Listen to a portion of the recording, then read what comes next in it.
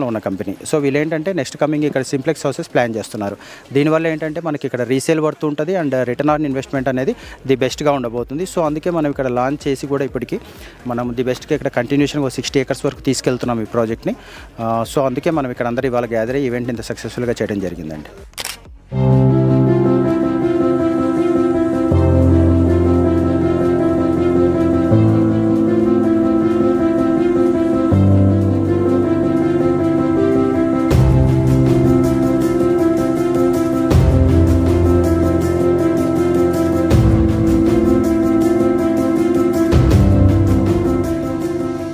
Sir ఓవరాల్గా programme ఎలా అనిపించింది మొత్తం?